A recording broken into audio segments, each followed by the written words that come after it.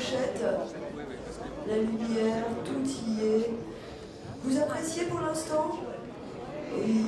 Ah oui, c'est ce qu'on entend. Vous réclamez que ça se reproduise? Oui. Un certain nombre d'entre vous m'ont demandé, excusez-moi, je fais juste rapidement, m'ont demandé si, comme c'était filmé et enregistré, ce serait accessible. A priori, tous les intervenants sont d'accord. Donc, dans un avenir proche, ça devrait être accessible sur le site de l'homme cérébral. Voilà. Et on les remercie parce qu'ils n'avaient pas, on leur avait pas posé la question précédemment, mais ils ont tous dit un grand oui. Donc, merci. À vous. On vous a posé la question. Ah, c'est gentil, on vous applaudit. Vous avez dit oui, pas encore, mais vous ne savez pas à quoi. Dites oui. Après, je vous demanderai. Ok, bah c'est parfait, il est oui. Bon, alors nous enchaînons avec un tout petit peu de retard, mais je pense que vous avez respecté les délais, avec une plongée dans tout ce que nous adorons, l'inconscient, avec le professeur François Ansermet, célèbre pédopsychiatre, ils sont tous célèbres et extrêmement intéressants, et ancien chef de service de psychiatrie de l'enfant et de l'adolescent à l'Université de Genève, et comme on le rappelait précédemment, membre du Conseil consultatif d'éthique, donc un poste fondamental et crucial. Beaucoup de questions éthiques autour du cerveau. Professeur Ansermet. Bon, bien, merci pour l'invitation. On va faire un saut dans ce qui est insu, dans ce qu'on ne sait pas, c'est-à-dire l'inconscient. Je m'aperçois que j'aurais pu mettre comme titre, puisque quelqu'un a changé le titre, plasticité neuronale et inconscient. Ça aurait été plus logique, ce lien entre la plasticité neuronale et l'inconscient, comme vous l'a dit, Pierre Magistretti vient d'échanges avec Pierre Magistretti, qui ont abouti à la rédaction de 3 livres, d'échanges autour de la plasticité neuronale. L'idée que le cerveau prend la marque de l'expérience et que le cerveau se modifie en permanence. Est-ce que j'ai des hallucinations? Parce que j'ai l'air d'être le seul d'entendre des voix, mais je me dis, ça tombe peut-être, il faut qu'un jour ça commence, n'est-ce pas? Oui. Alors, donc, au fond, l'idée que le cerveau se modifie en fonction de l'expérience, c'était une hypothèse chez Freud, en psychanalyse, c'était une hypothèse chez le grand anatomiste Ramon I. Cajal, une hypothèse chez Hebb aussi, un neuroscientifique des années 30, et puis c'est depuis les travaux multiples des neurosciences qui ont abouti au prix Nobel de Camden en 2000 qu'on a passé de l'hypothèse au fait. Et avec Pierre Magistretti, on s'est consacré entre neurosciences et psychanalyse, entre un neurobiologiste et un psychiatre, un psychanalyste, à se poser des questions sur les conséquences du fait de la plasticité. Et là, je vais aborder la problématique de l'inconscient. Oui, peut-être un petit mot encore sur Pierre Magistretti. Pierre Magistretti s'occupe de la partie cachée du cerveau, et donc au fond, son livre récent sur la glie, c'est la face cachée du cerveau, et au fond, Pierre et moi-même, on a travaillé sur la face cachée de l'esprit, pourrait-on dire, et au fond, il y a une certaine logique que je signale à Pierre dans cet enchaînement. Alors l'inconscient est révélé indirectement par des formations de l'inconscient, ce qu'on appelle les formations de l'inconscient en psychanalyse, qui sont propres à la vie normale, à la psychopathologie de la vie quotidienne, comme le disait Freud, c'est-à-dire le rêve, le sujet très important qui a été inaugural pour la psychanalyse, les lapsus, les actes manqués, les symptômes, et puis j'ai rajouté l'oubli des noms, puisque après les discours rassurants des premiers orateurs, c'est vrai que ça fait aussi partie du fonctionnement de l'inconscient, de temps en temps avoir un nom sur le bout de la langue qui vous échappe. Et pour quelle raison? Telle est la question.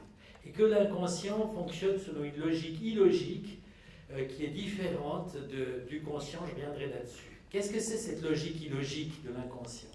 Ça veut dire qu'au cœur de notre fonctionnement mental, on a un processus qui ignore le temps. D'ailleurs, votre cloche, pour moi, elle est inutile. Il ignore le temps.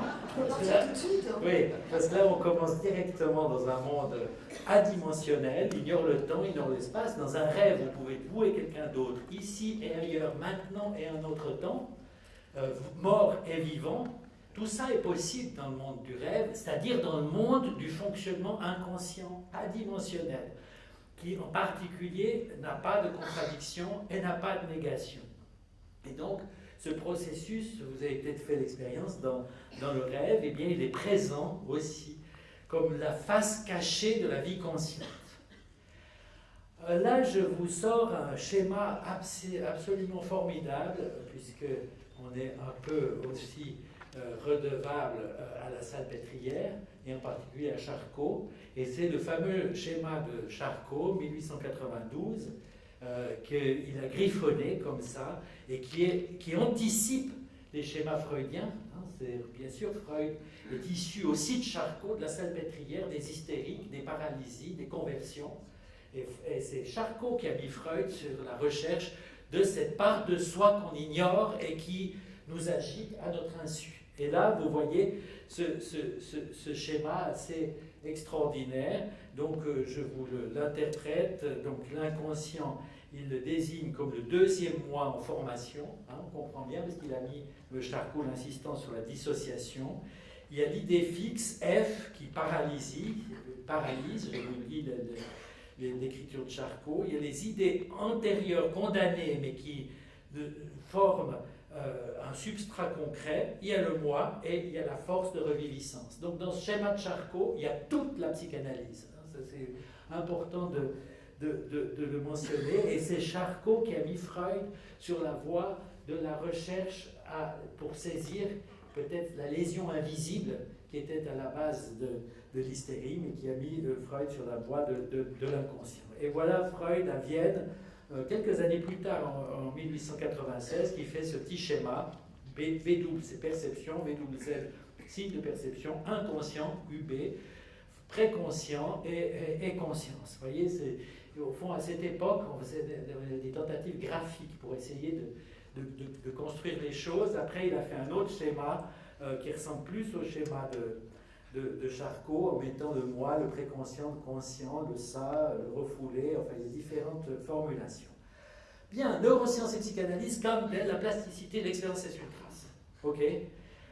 Donc, Pierre Magistretti, bon, peut-être c'est pas vraiment lui, là, mais enfin, c'est quand même son champ d'investigation, n'est-ce pas, qui implique des données expérimentales, parce que Kandel a étudié l'aplysie, c'est-à-dire un escargot marin. Ce n'est pas directement un patient viennois ou une hystérique de la Salpêtrière, l'aplysie. Bien sûr, l'imagerie fait le pont, l'imagerie fait le pont avec les données expérimentales. Et bon, tout ça devrait faire le pont avec, là je vous ai fait une photo du divan de Freud, qui est actuellement à Londres, mais qui était à Vienne, et sur lesquels la psychanalyse s'est constituée. Donc voilà, la tentative qu'on a faite avec Pierre Magistretti, c'est de se demander comment on peut mettre ensemble des dimensions sans commune mesure. Données expérimentales, imagerie et clinique psychanalytique. Bon, le pas suivant, c'est de mettre le divan de Freud dans l'IRM, et bon, pour le moment, personne n'a voulu s'allonger dessus. Peut-être qu'après cette conférence, quelqu'un sera prêt à s'y mettre. En tout cas, il y a deux modes de fonctionnement du cerveau. On pourrait dire qu'il y a un mode linéaire, binaire, séquentiel, cognitif, sensoriel, causal, propre au conscient et au champ des neurosciences cognitives et qui est très important à étudier. Mais il y a aussi d'autres fonctionnements du cerveau, non linéaires, adimensionnels, discontinus. Cette distinction est faite de façon remarquable par Marcus Raichle, qui n'est pas un psychanalyste, mais qui est un chercheur en imagerie, en neurosciences, en métabolisme. Et au fond, je trouve que de trouver dans un article d'un chercheur de ce type cette bipartition est très frappant et très important. Et au fond, l'enjeu, le pari, la difficulté, c'est de mettre les processus adimensionnels, non linéaires, discontinus au programme des neurosciences. Parce que la vie psychique de chaque sujet, elle est aussi habitée par ce genre de fonctionnement. Donc, vers une science de l'inconscient, introduire l'inconscient freudien dans le cadre, vous avez constaté que j'ai mis S, je ne sais pas si c'est un lapsus, un acte manqué ou une faute d'orthographe, mais en tout cas, là, il y a quelque chose qui laisse une trace.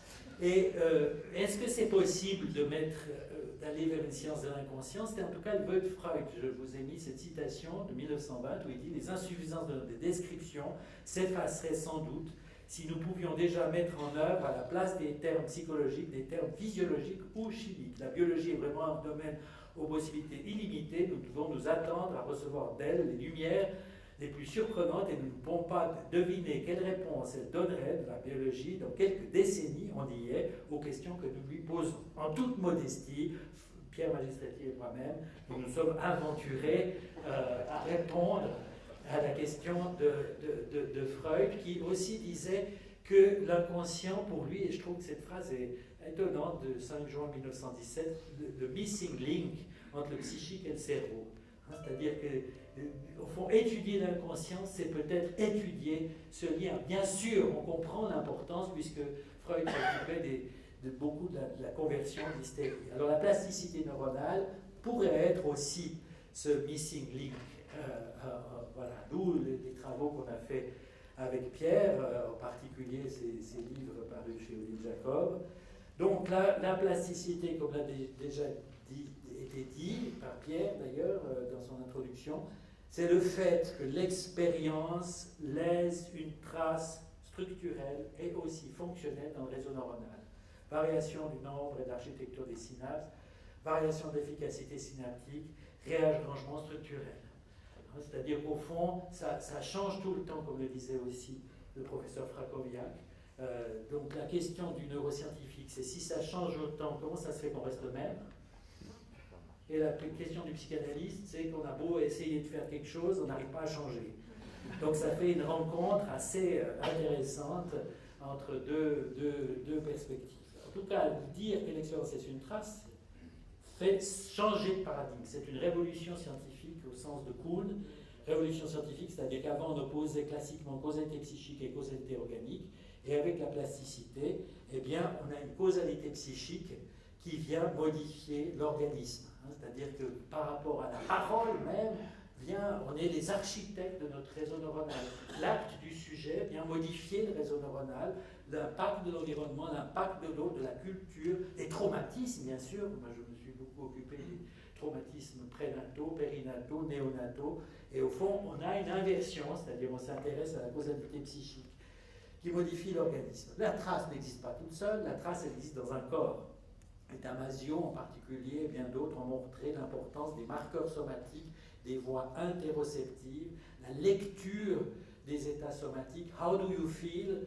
N'est-ce pas? Il y a des systèmes interoceptifs avec des relais divers, émotionnels, qui au fond nous donnent une idée de l'état du corps. Au fond, pour le dire de manière un peu romantique, une sorte de mémoire du corps qui entre en jeu par ces voies-là. Donc, le modèle qu'on a développé, c'est l'idée que la trace est associée à un état somatique. R, la trace, un ensemble de traces, parce que ce n'est pas une représentation, une synapse, c'est un ensemble de synapses qui corrèlent entre elles, et puis simultanément, et un état somatique. Alors une trace, juste rappeler qu'est-ce que c'est qu'une trace. L'expérience est une trace. C'est la première question que j'ai posée à Pierre, qu'est-ce que c'est qu'une expérience, mais qu'est-ce que c'est aussi une trace? La trace, c'est ce que laisse l'expérience une fois qu'elle a eu lieu. C'est-à-dire ce que laisse l'objet parti ailleurs. C'est-à-dire que la trace, c'est le pas de vendredi dans Robinson Crusoe ou le pas d'Armstrong sur la Lune. Cette image assez impressionnante. Voilà. C'est-à-dire que l'expérience est conservée, mais elle n'est plus là. C'est pour ça que finalement, le rapport entre l'expérience et la trace touche autant la mémoire, parce que c'est un problème sur la mémoire, qui est continuité et discontinuité, que aussi cette forme particulière de mémoire qu'est l'inconscient, qui a, elle, une logique illogique propre au processus primaire, au processus adimensionnel. Alors, il y a juste, j'aimerais vous mentionner rapidement les paradoxes de la plasticité, parce que quand il y a un paradigme qui change, l'expérience laisse une trace, la science devient extraordinaire et on a des paradoxes avant de tomber peut-être sur un autre paradigme. Le premier paradoxe, c'est celui de la discontinuité. Au fond, l'idée que l'expérience est une trace veut dire aussi que la trace devient un stimulus pour le système. Et donc que les traces peuvent se réassocier les unes avec les autres pour former de nouvelles traces.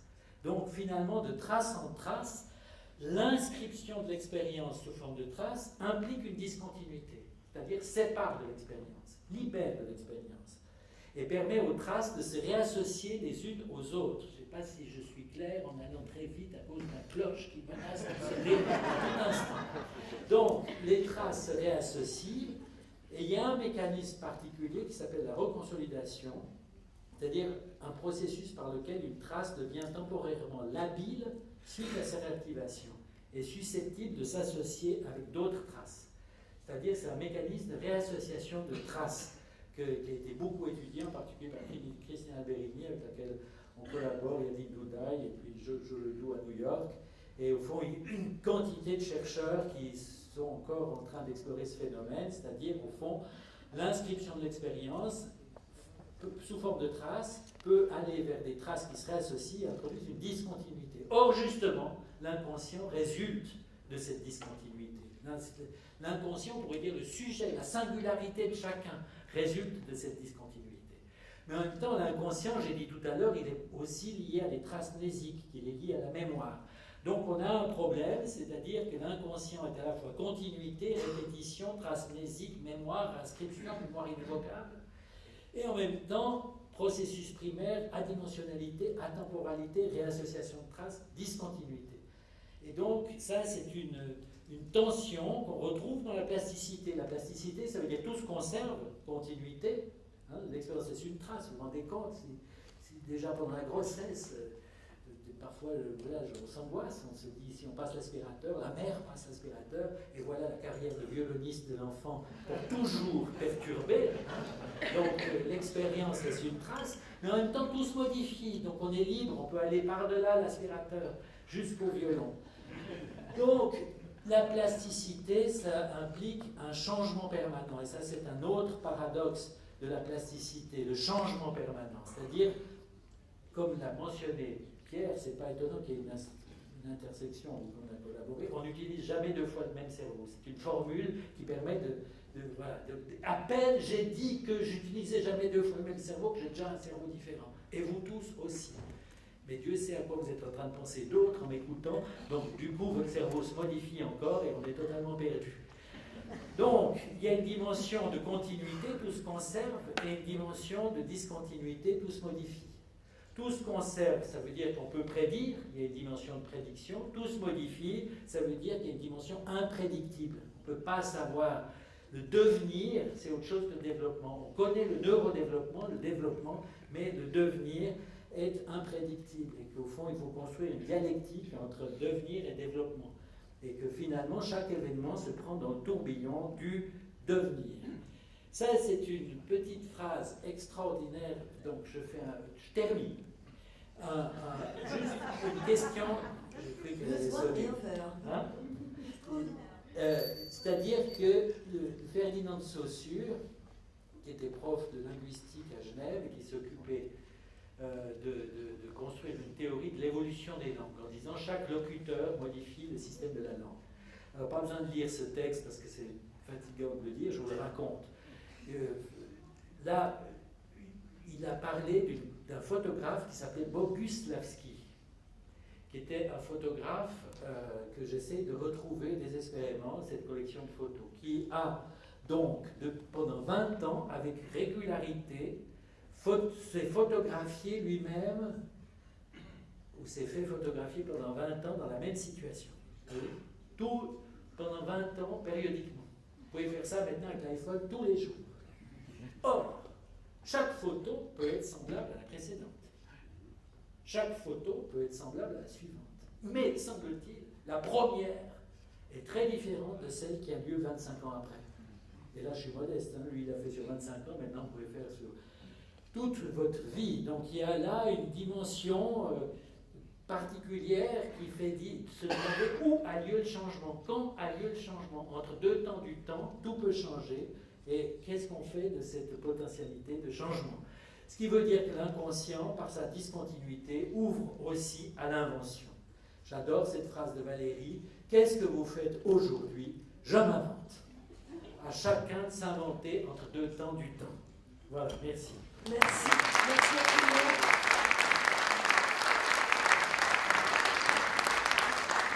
Cette intervention brillante et on reconnaissait la patte du psychiatre. Ne dites pas que c'est ma faute si on n'a pas tout compris quand même. Franchement, c'est un peu facile. Ah, vous avez une question? Très bien, je vous en prie, j'allais offrir une bouteille de champagne au premier capable de poser une question. Donc ce sera pour vous. Alors, je pense que j'ai bien suivi et je pense qu'il y a beaucoup de sens, mais à la fin, tu fais une erreur. C'est pas une question, ça. Non, c'est la préparation à la question. Pourquoi penses-tu que la mémoire est continue? Elle est discontinue aussi. C'est des traces. D'ailleurs, on reconstitue des mémoires qui sont toujours fausses. Elles sont dépendantes de deux choses. D'abord, c'est un temps différent et dans un contexte différent. Mais à mon sens, encore plus, le contexte des personnes qui sont sujets à cette mémoire ou qui agissent sur vous à cause de cette mémoire sont à chaque fois différents. Donc il peut y avoir une discontinuité mnésique aussi. La mémoire du cerveau, c'est pas la même chose que la mémoire du disque. Oui. Alors, je suis entièrement d'accord avec ce que tu viens de dire. C'est important, merci d'avoir posé cette question. J'avais préparé, parce que je m'imaginais pouvoir vous emmener tranquillement dans le monde de l'inconscient, donc j'ai préparé un exposé de 45 minutes à 1 heure, et j'ai fait toute une partie sur la mise en tension et en rapport de mémoire et inconscient, pour montrer l'intersection entre ces deux concepts et la difficulté de les articuler. Et effectivement, la mémoire est continuité et discontinuité. Il est clair que la mémoire, quand on dit reconsolidation, c'est de dire que quand on évoque un item mnésique, quand on évoque un souvenir, on rend la trace labile et susceptible de nouvelles associations. Donc, au fond, on transforme autant la mémoire consciente que peut-être la mémoire inconsciente que les traces inconscientes. Donc, la mémoire, pour dire les choses simplement, pour répondre à votre demande de clarté, la mémoire est dynamique et se change tout le temps, elle est continuité et discontinuité, de même que l'inconscient est dynamique et aussi pris dans cette dialectique continuité-discontinuité. C'est pas simple à expliquer tout ça en 15 minutes, mais je pense grâce à ta question, ça permet de faire ce rapport. Et bon, c'est même impressionnant de réaliser que notre mémoire est dynamique, qu'elle est prise dans une discontinuité. À partir de là, on se dit, mais qu'est-ce que c'est l'identité dans le temps? Est-ce que je suis vraiment toujours moi-même? Très bien. Alors, plusieurs questions. Alors, là-bas, attendez, prenez le micro. Mais j'ai repéré des questions. Quelle est la finalité de cette reconstruction de la mémoire? Ça, c'est une question de médecin. Hein. Non, c'est une excellente question excellente. C'est-à-dire que la question, c'est de se dire, au fond, à quoi correspond ce changement permanent? Parce que là, je vous parle d'un changement permanent comme psychanalyste, comme psychothérapeute, comme psychiatre qui vise au changement. Alors que les exposés qu'on vient d'avoir, c'est se questionner sur ce qui se conserve. Bien sûr. Et puis qui se perd dramatiquement dans des maladies. Alors bon, vous l'avez dit aussi, professeur Frakowiak l'a dit aussi, c'est-à-dire en disant que finalement il y a cette dialectique de quelque chose, au fond, que si on n'est pas malade, on garde la plasticité toute la vie, quoi, c'est ça. Enfin, alors quelle est la finalité? Je ne sais pas. Non, je dis c'est important parce que c'est les mêmes, peut-être Pierre peut dire quelque chose. Donc, si vous voulez, comme psychanalyste, vous faites l'interprétation des rêves, des interprétations, la psychothérapie par rapport à des gens qui sont angoissés, qui ne peuvent pas s'en sortir, qui ont des phobies, qui ont des... Donc vous vous dites comment ça fonctionne. Puis vous voulez libérer le sujet de ces schémas répétitifs. Pierre Magistretti, ici présent, m'a posé au début de notre collaboration la même question. Lui, il ne m'a pas dit comment fonctionne l'inconscient, il dit à quoi sert l'inconscient. Et au fond, à quoi sert cette dynamique? Attendez, oui, allez-y, prenez le micro. Mais il y a plusieurs questions dans la salle. Hein. Parce qu'on pourrait imaginer un système qui finalement conserve la trace parfaite de l'événement vécu. Pourquoi cet événement est-il retravaillé? Pourquoi est-il donc quelle est la finalité de cette reconstruction qui a lieu? Bon, moi je tente quand même une réponse, c'est-à-dire je pourrais dire que le petit homme, l'humain, il naît inachevé de naissance. Il est le plus néothénique des vivants. Donc il ne peut advenir qu'en lien avec l'autre. Peut-être effectivement, c'est ce qui le met en lien avec l'autre. C'est ce qui fait qu'il n'est pas qu'un schéma répétitif, que chacun est unique, différent et irremplaçable. Et au fond, c'est aussi un facteur d'adaptation à la déstabilisation de l'environnement. Donc ça permet à la fois une liberté, un devenir, et même ça permet des évolutions très puissantes dans le développement. C'est-à-dire que s'il n'y avait pas de... Des fois, je dis, s'il y avait une continuité et que tout se conservait, on serait comme des sortes de machines. Saturation. Tandis que là, ça se modifie tout le temps. Ça rend disponible. Ça rend disponible au nouveau, à la liberté, à la créativité. On peut mettre l'inconscient comme un facteur de créativité. Des artistes, des scientifiques font fonctionner donc ça permet une liberté, une créativité. Très bien. Vous avez plusieurs questions, donc on va faire des réponses plus courtes. Monsieur d'abord, et puis après je... I want to make an observation and a question, because as you know, there is a set of individuals, very unique individuals that have complete and total recall. They remember everything they did in their life to the minute, to the day, to the calendar. And I was wondering if somebody studied them from your point of view, of the subconscious and the plasticity, is there something special that can be, obviously there's something special about them, but they're not machines. And they remember absolutely everything, even the day that happened. Bien sûr. Alors, monsieur je fait référence laisse donc un neurologue répondre, parce qu'en fait, ça donc touche... monsieur fait référence aux personnes souffrant d'autisme, c'est ça? Ça pourrait être, oui. C'est-à-dire que les sujets, il y a des grandes études qui ont été faites sur les hommes, Luria, enfin les hommes à mémoire prodigieuse, comme Luria, et puis effectivement certaines formes d'autisme qu'on appelait jusqu'à récemment Asperger, qui ont cette capacité de reproduire immédiatement un plan, un texte, et voilà. Qui semble accumuler, voilà. Oui, donc ça c'est des formes extraordinairement particulières de la mémoire votre question est excellente, ça pose une question à ce que j'ai dit, c'est-à-dire est-ce qu'il y a voilà, mais à part ça, oui. Non,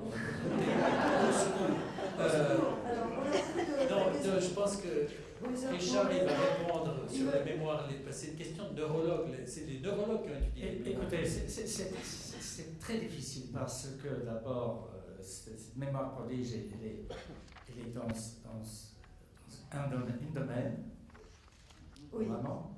Et deuxièmement, les petites histoires comme ils se souviennent de toutes les minutes, tout. Moi, je les ai entendues, et comme Bruno aussi, et comme toi aussi certainement, chez des gens qui, soi-disant, se souviennent très très très bien ce qu'ils faisaient quand ils étaient tout petits, à l'école, etc., mais qui perdent leur mémoire quand ils deviennent des mots.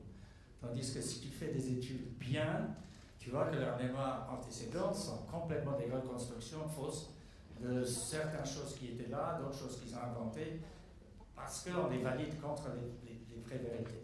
Donc, c'est difficile. Alors, plusieurs questions, on n'a plus beaucoup de temps, donc on va les prendre quand même et on va faire des réponses courtes. Ou monsieur, et j'ai vu aussi madame au milieu, deux personnes au milieu. S'il vous plaît. Est-ce que vous n'avez pas l'impression d'être à la recherche de la même chose que les gilets jaunes? Je m'explique. Il semblerait que l'ensemble des disciplines que vous représentez est un point de convergence. C'est l'apport d'informations au cerveau pour que celui-ci fonctionne en mode autonome, en mode démocratie directe.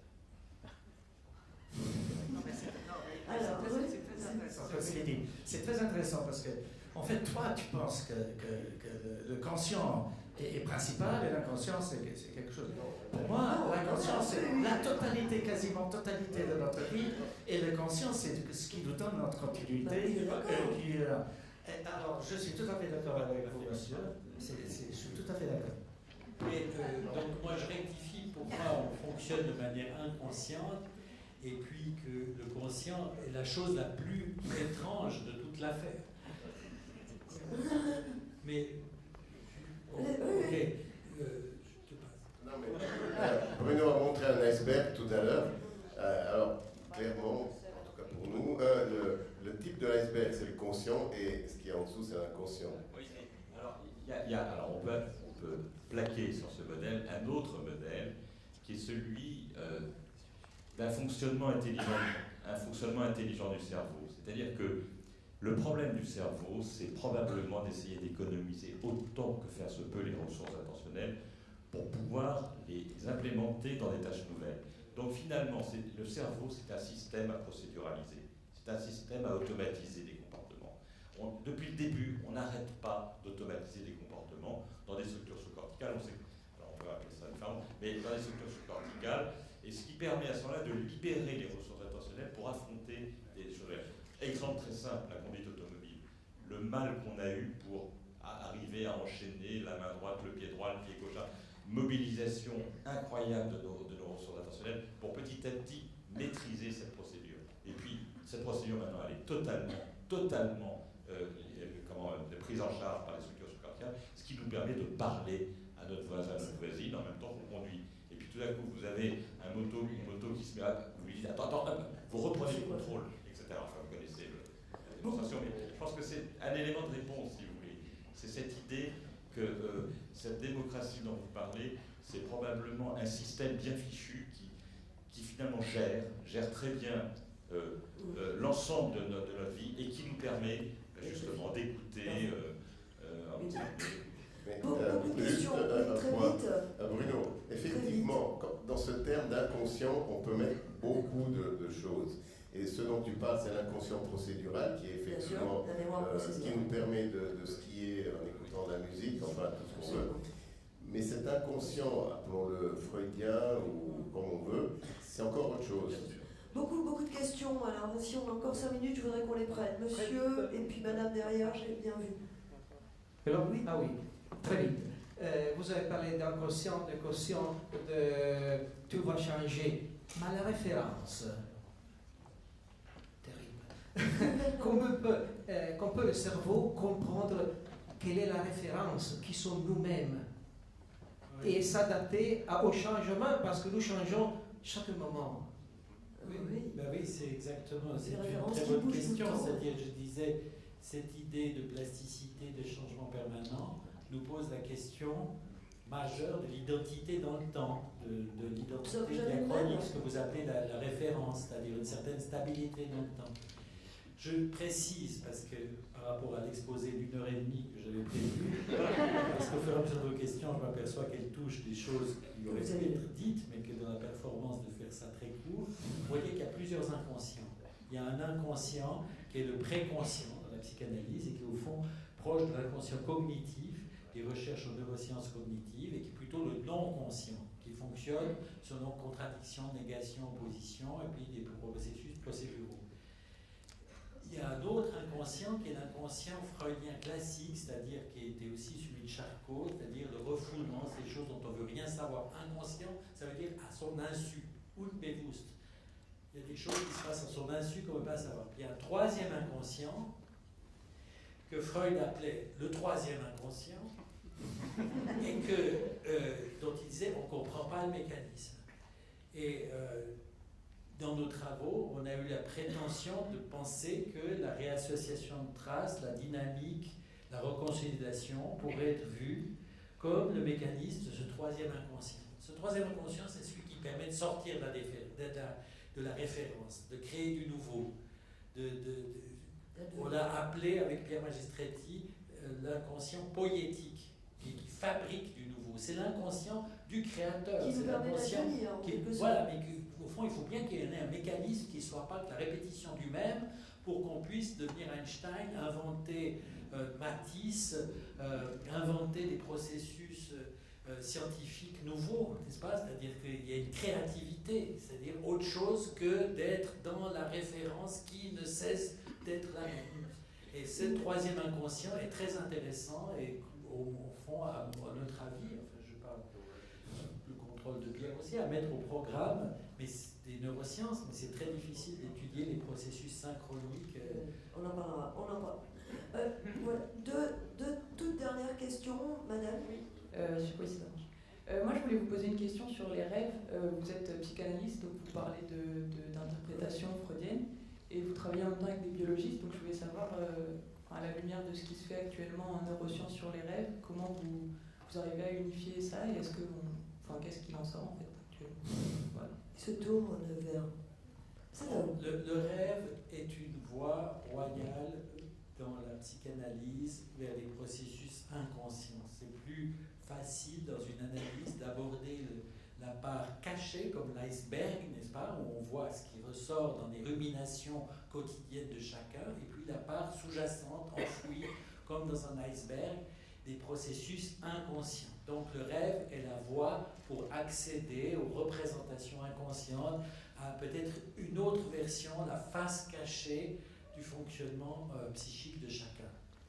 Dans la cure analytique, on utilise le rêve pour avoir accès à l'inconscient. Ça révèle des choses, mais aussi à travers les associations que la personne fait. Ce n'est pas seulement le rêve qu'on analyserait comme un ensemble de symboles, c'est les associations. Pour moi, le rêve a une fonction d'éclairer le sujet sur des parts de lui-même qu'il ne connaît pas. Alors, il y a des travaux en neurosciences qui sont faits sur le rêve, dont je ne pense pas que... Pierre Magistrati, vous voulez en dire un mot? Non. Et puis, voilà, c'est un monde énorme qui existe, que ensuite je peux vous donner... Ce sera au programme du prochain L'homme cérébral. Ça sera l'homme onirique. Allez, le cerveau onirique. La toute dernière question, je suis désolée parce on pourra poursuivre après. Merci, bonsoir. J'aurais souhaité avoir votre avis sur la méditation. Ce que vous pensez sur la méditation par rapport au cerveau. J'ai entendu « oh », donc est-ce que vous voulez en dire un mot? Vous voulez prolonger peut-être cette discussion tout à l'heure avec madame? Où êtes-vous? Elle est tout au fond. Ah oui, je pense. On vous voit difficilement. Je me lance déjà à parler de l'inconscient dans la psychanalyse. Je ne pense pas que je peux tout dire. La question de l'inconscient, des processus inconscients dans la méditation, c'est certainement très important. Dans l'hypnose aussi, enfin, on retrouve ces thématiques centrales des états particuliers de conscience, et qu'effectivement, c'est une très bonne question. Et qui mérite un développement. Qui mériterait un développement spécifique. Donc, très bonne question. Des fois, je trouve que c'est mieux de ne pas répondre par une pirouette sur une chose aussi fondamentale.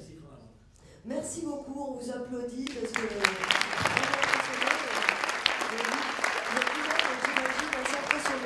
Docteur Sekeli, ça ne va pas être simple de prendre la suite de ce qui vient de s'échanger. Donc vous allez nous parler d'approche thérapeutique par neuromodulation des troubles psychiques.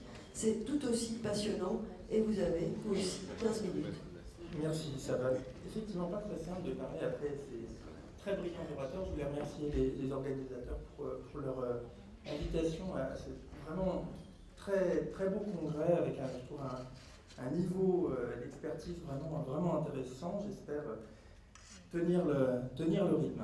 Alors je vais vous parler des approches thérapeutiques par neuromodulation des troubles psychiques. Alors, il ne s'agit pas d'opposer la psychothérapie, les approches pharmacologiques et les traitements par neuromodulation, mais il se trouve qu'on a un certain nombre de patients qui malheureusement ne répondent pas assez aux traitements pharmacologiques, et que les données actuelles de la science, en particulier les données des sciences dures sur l'animal et les données de l'imagerie, permettent de comprendre beaucoup plus de choses. Donc moi je travaille sur le deuxième régional de l'État, puisque régional, peut-être tout à fait régional, dans le pays.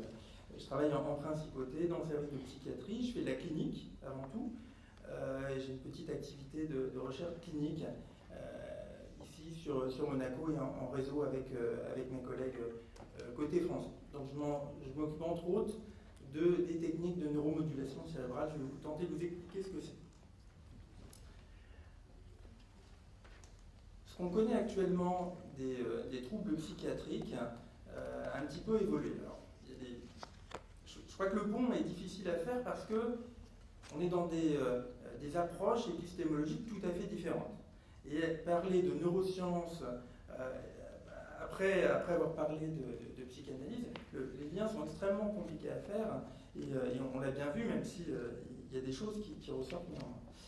Une des manières de comprendre les données actuelles sur les troubles psychiatriques, c'est grâce au big data dont on parlait tout à l'heure, aux données de l'imagerie cérébrale. Si on arrive à positionner sur le cerveau des patients, enfin en tout cas sur l'IRM des patients, des petits slots, et puis essayer de regarder à quel point ils sont connectés entre eux, en fait on se rend compte qu'il y a différents réseaux qui sont interconnectés les uns avec les autres. Et il va y avoir une espèce d'homéostasie, si vous voulez, entre ces différentes zones cérébrales.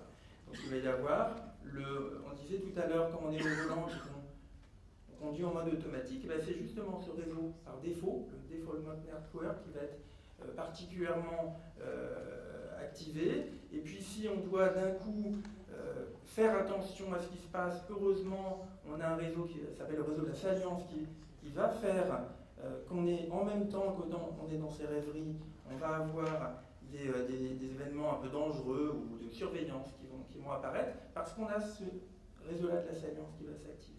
Et puis on va devoir ensuite activer un autre réseau qui est le réseau attentionnel et le réseau moteur pour pouvoir appuyer sur le frein et donner un coup de volant et éviter la moto qui était devant soi.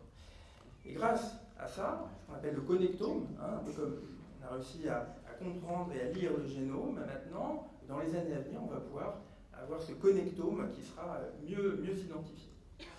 Alors, en psychiatrie, je vais passer un petit peu vite, mais en psychiatrie, on observe finalement, de manière très schématique, donc je m'excuse pour les gens qui connaissent ça parfaitement, c'est très schématique, mais globalement, on va observer soit un surengagement de certaines zones cérébrales, on va être en permanence dans l'alerte, ou au contraire, un désengagement de certains réseaux qui vont permettre de prendre le contrôle sur d'autres comportements, par exemple.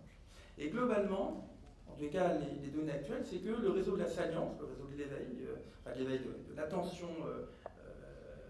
vigilante, est en opposition avec le réseau de la récompense. Le réseau de la récompense est très activé, par exemple, dans les addictions, j'y reviendrai. Le réseau de la salience, par exemple, va être désengagé dans certaines pathologies comme la dépression. On va plus avoir la capacité d'accéder correctement à ces tâches cognitives. On disait tout à l'heure, dans la dépression, oui, il y a des troubles cognitifs, on le sait de plus en plus, avec un ralentissement du traitement de l'information. Et puis, un défaut d'inhibition. Quand on a des pensées négatives, des inquiétudes, une humeur qui est triste, on a un cerveau, le cerveau préfrontal, qui est capable d'aller arrêter ça. On dit, voilà, passons à ici maintenant, arrêtons de nous faire du mouron et il faut aller de l'avant maintenant. Voilà. Quelqu'un de déprimé n'est plus en mesure de faire ça. Et puis, le réseau de la récompense, justement, va être surengagé chez les patients addicts. Dès qu'il va avoir la bouteille d'alcool, un sachet de cocaïne, du cannabis sur la table, il va avoir ce réseau de récompense qui va être suractivé, le réseau cognitif préfrontal qui ne va pas arriver à dire non, il faut arrêter ce genre de choses parce que je vais à ma perte, et il va aller consommer le produit. Et sensibiliser son cerveau à ce type de produit, et la fois d'après, en avoir encore plus besoin, et on met en mouvement comme ça ce cerveau très reptilien, le cerveau de la récompense.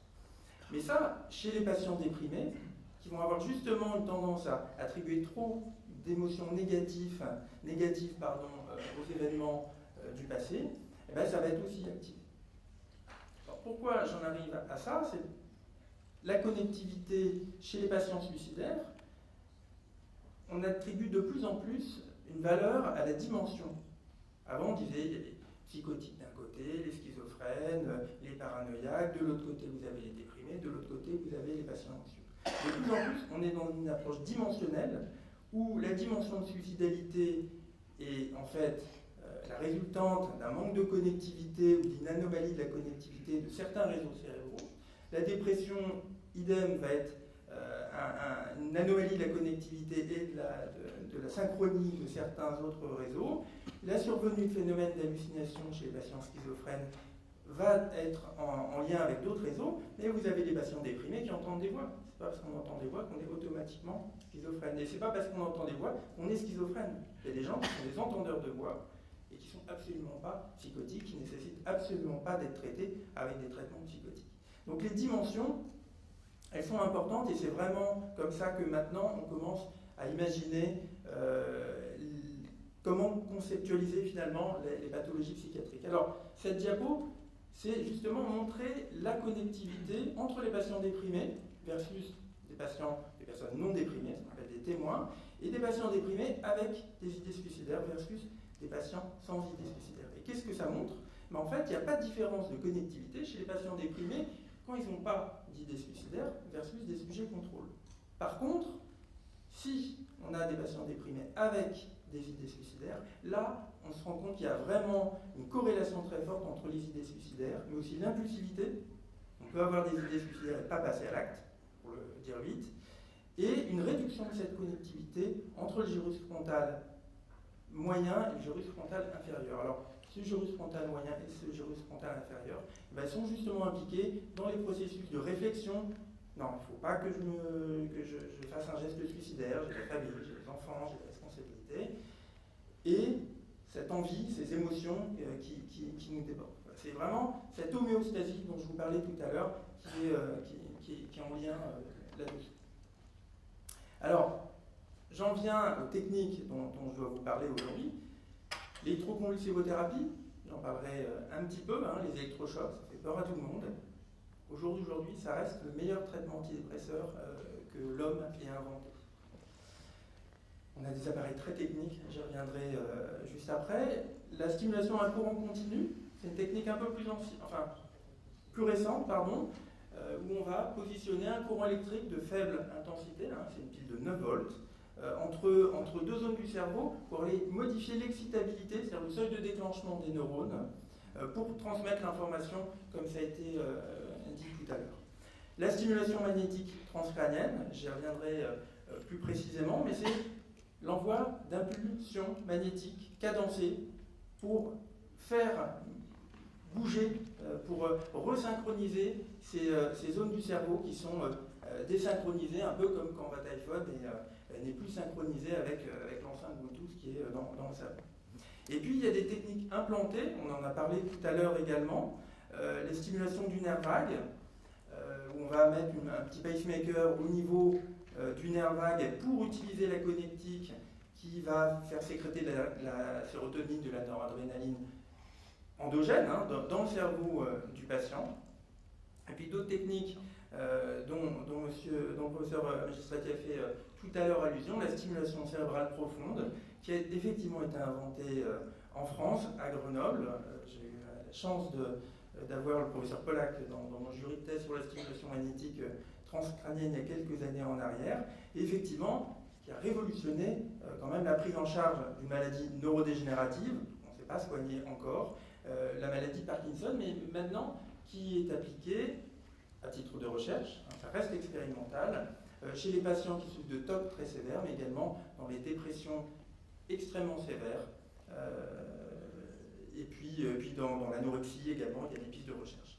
Je passe assez vite là-dessus. En gros, les outils de neuromodulation que l'on utilise dans les troubles psychiatriques, ça peut être des stimulations non chirurgicales, c'est celle dont je vous parlerai maintenant, l'électroconvulsivothérapie, qui est une vieille technique, 1940, la stimulation magnétique transcrânienne, 2008, c'est en fait la date d'autorisation par la FDA, donc les autorités sanitaires américaines dans la dépression résistante. Il y a d'autres applications, mais je n'aurai pas le temps ici de développer ça. La stimulation à courant continu. Et puis vous voyez que dans les stimulations cérébrales profondes, la stimulation cérébrale profonde, c'est du domaine de la recherche, mais la stimulation du nerf vague est validée depuis 2005 aux États-Unis comme un traitement adjuvant des traitements des dépressions.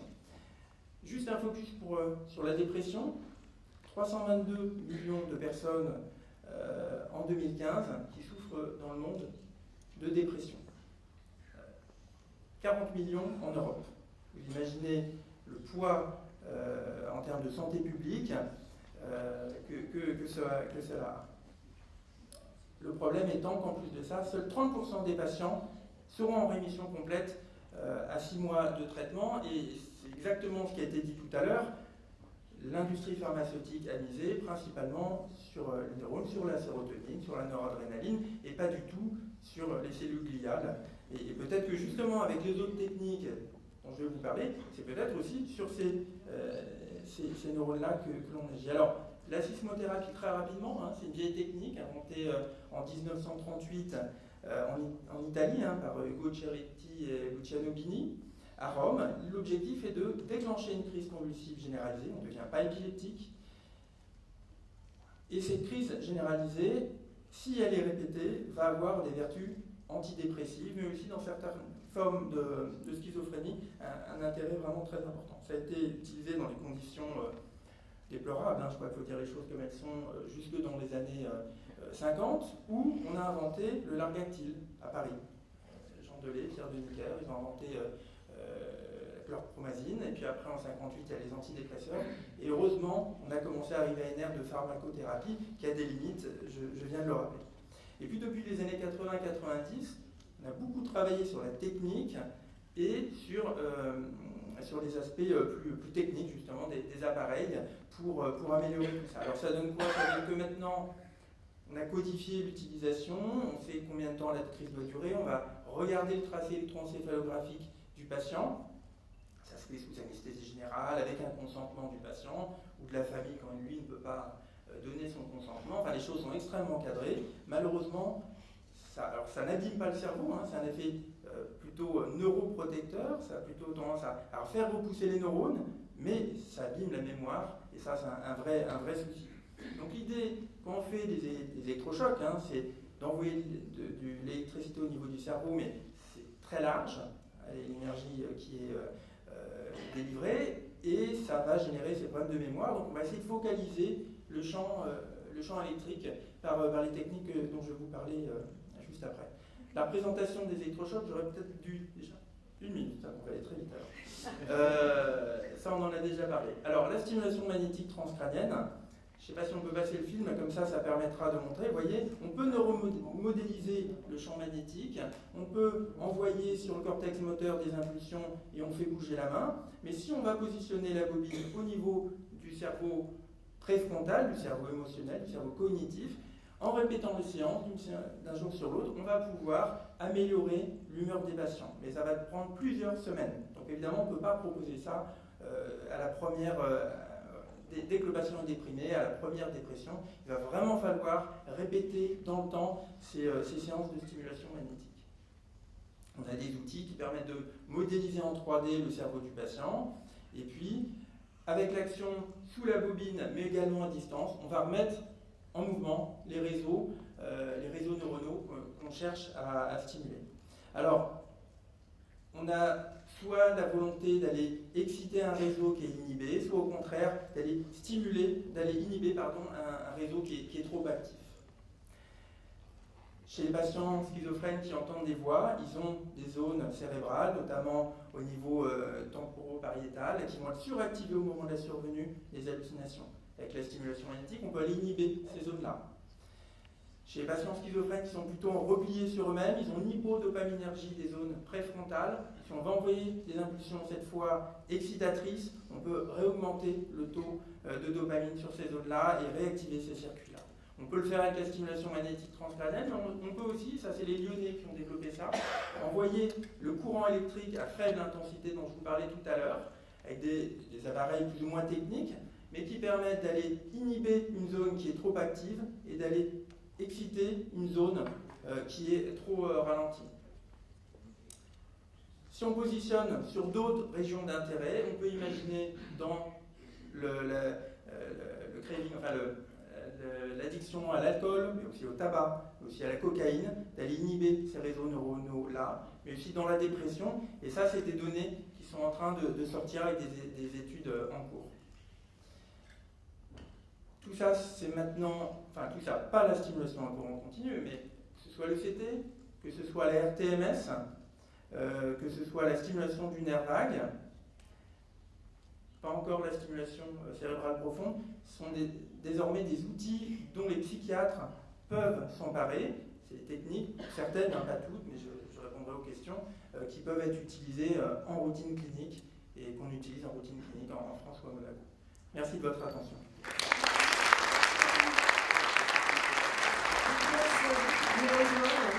C'est pas moi, mais c'est Kevin Paulet qui l'a remarqué, il n'y a pas de dépression en Suisse. Comment vous l'expliquez dans les cartes? On va pas donner les données. Ah, d'accord. On a changé les données. C'était pour l'anecdote, mais il va falloir redessiner votre carte parce que ça va surprendre. Alors, on lance bien sûr, monsieur, tout de suite on vous fait parvenir un micro, je ne vais pas monopoliser. Très vite un micro à monsieur qui est tout devant, s'il vous plaît. Je vois pas. Excusez-moi. Non, attendez, on va vous faire. Est-ce qu'on peut faire parvenir un micro, mademoiselle les hôtesses, tout devant, s'il vous plaît? Alors, bon, je ne vois plus que vous, donc si on peut lui amener rapidement. On en a une qui a disparu, mais peut-être que... Voilà. Depuis des années 40, évidemment, il y a un lien entre une thérapie électromagnétique et le cerveau, l'homme cérébral.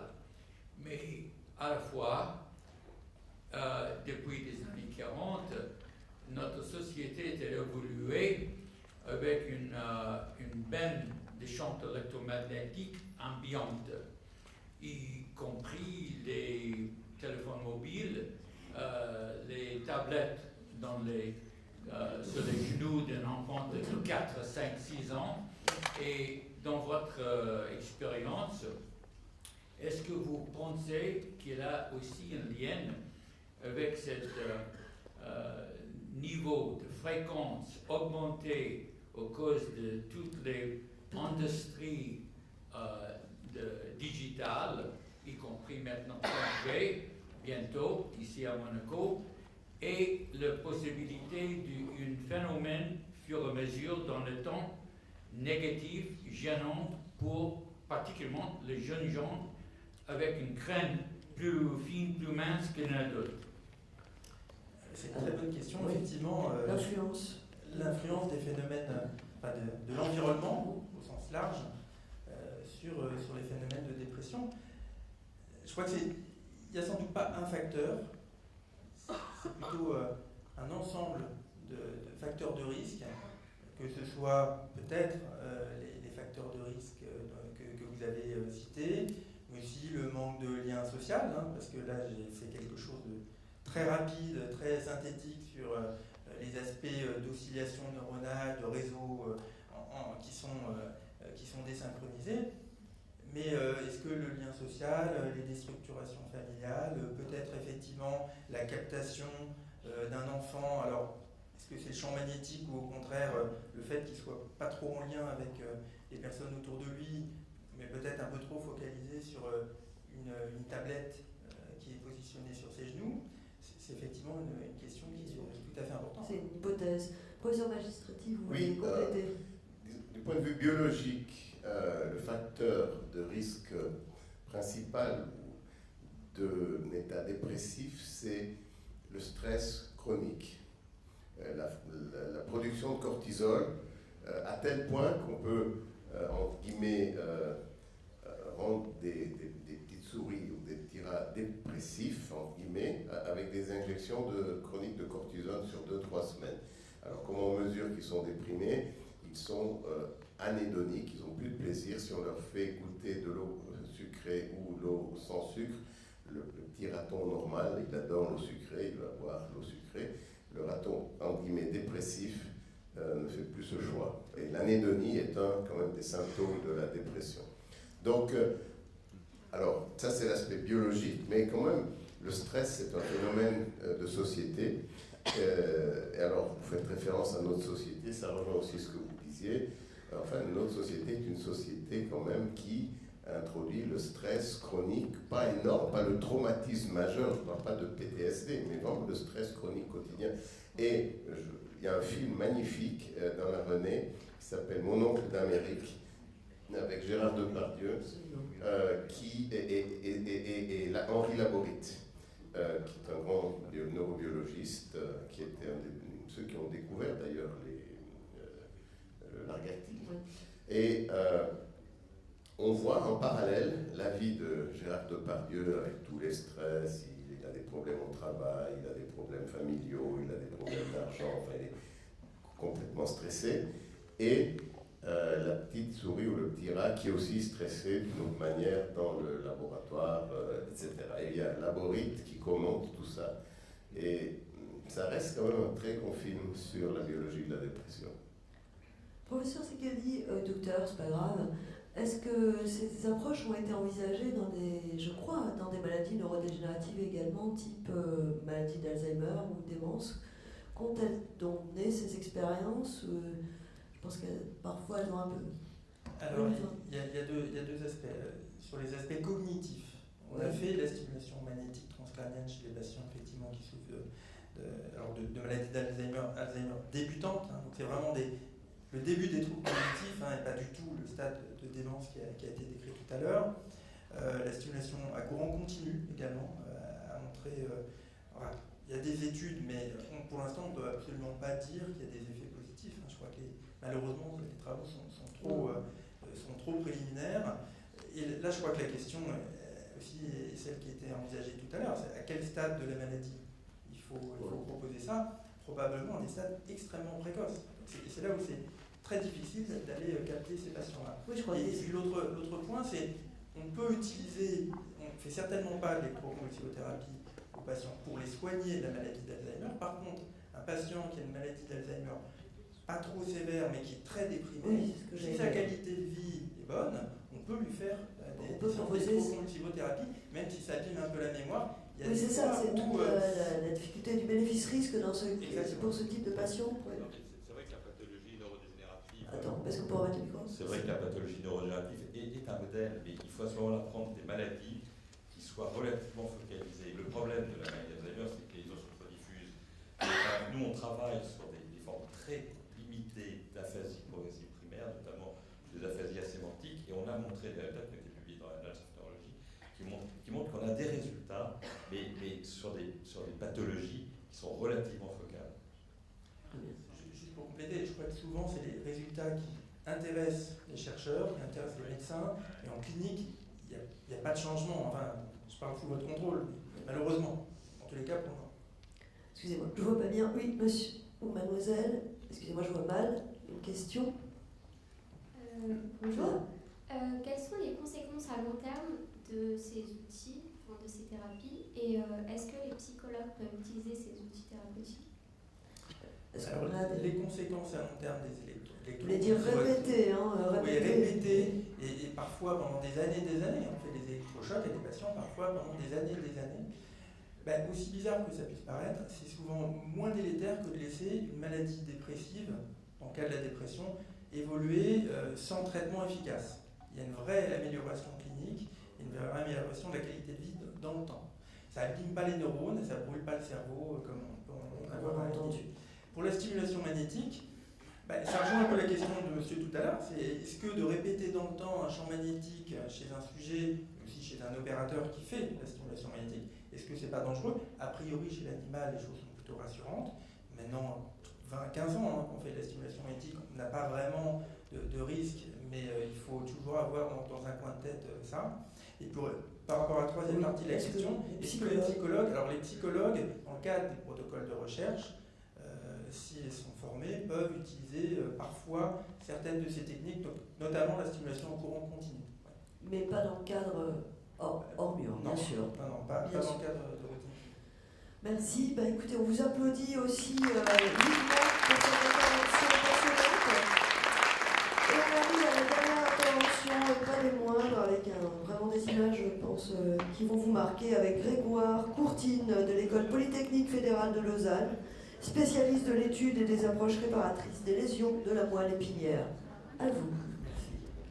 Vous avez encore un petit peu de disponibilité intellectuelle après cette discussion intense? Oui. Je vais changer un petit peu, moi, parce que j'avais envie aujourd'hui, en fait, de vous raconter une histoire à laquelle je participe depuis bientôt presque 20 ans et qui est encore en train de s'écrire, et qui pour moi a commencé alors que j'étais un jeune garçon et que cette personne était mon super-héros. Puis quelques années plus tard, il a aussi incarné en fait le drame de la paralysie. Et c'est la raison pour laquelle j'ai décidé de m'investir dans cette recherche et où j'ai rejoint à Los Angeles la fondation Christopher Reeves pour faire de la recherche. Et à l'époque, il y avait cette publicité qui vraiment incarnait mon rêve de jeune chercheur. Alors, je suis désolé, c'est des vieilles images, elles sont en anglais, mais en gros, il y a un présentateur qui va annoncer une découverte incroyable. And tonight we celebrate a remarkable breakthrough in spinal cord injuries, made possible by countless researchers and contributors. And to present this award, we have some very special guests.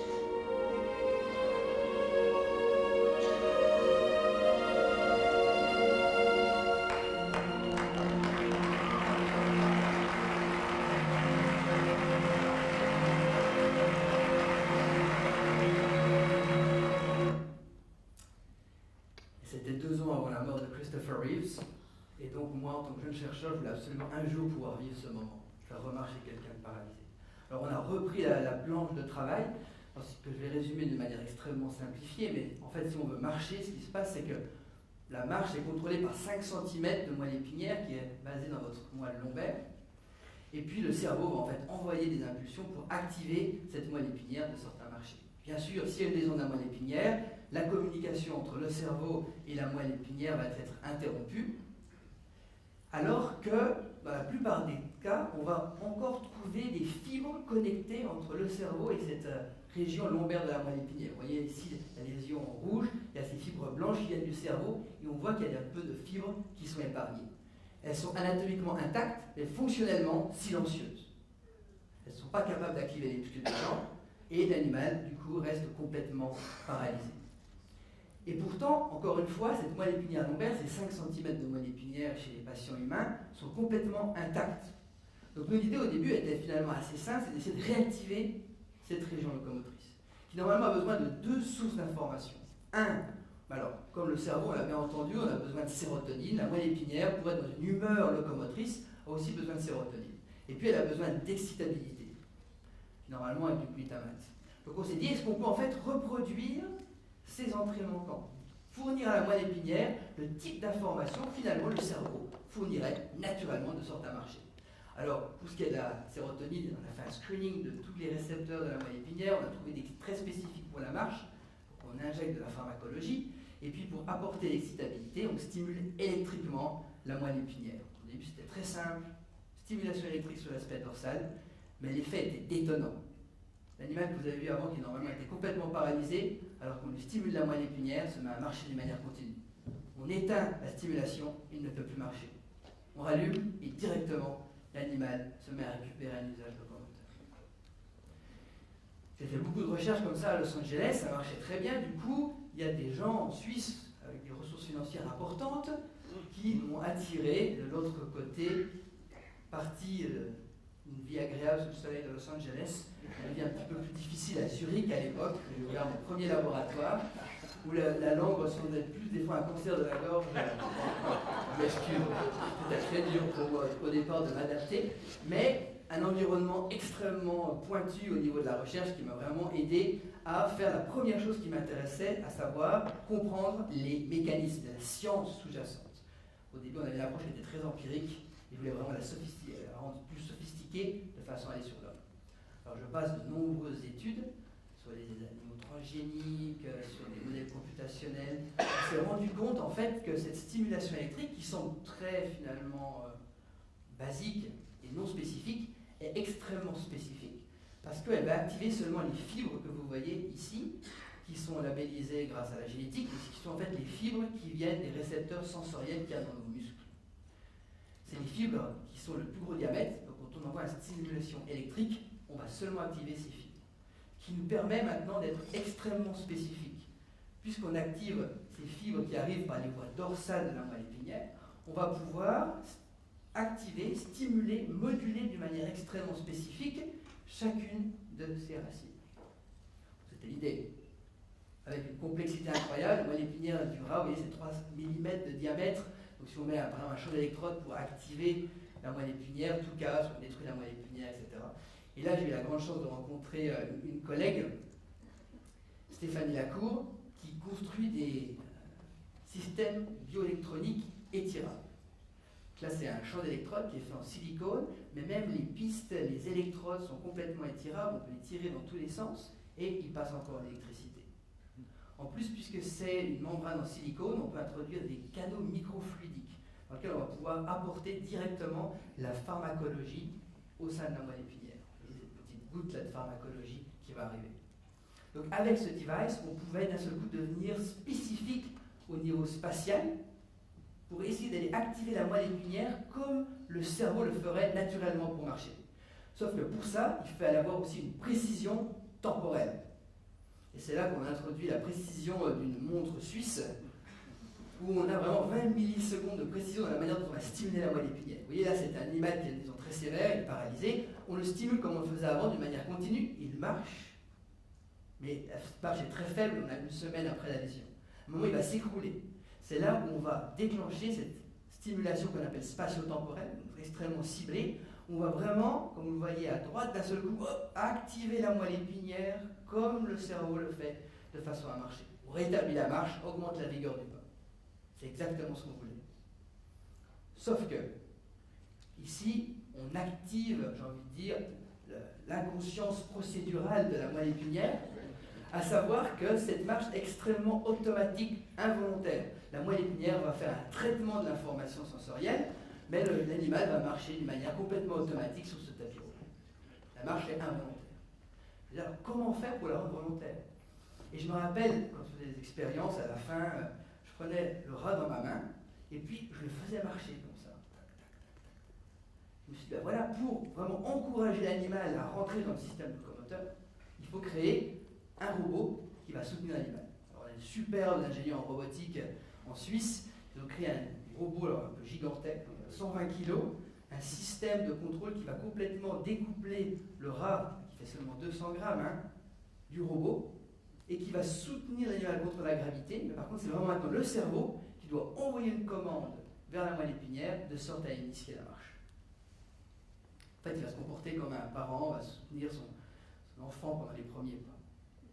Alors on était hyper contents, le robot arrive au laboratoire, le rat marchait incroyablement bien sur le tapis roulant, on le met maintenant à même le sol, et là, si vous mettez un petit peu de son même,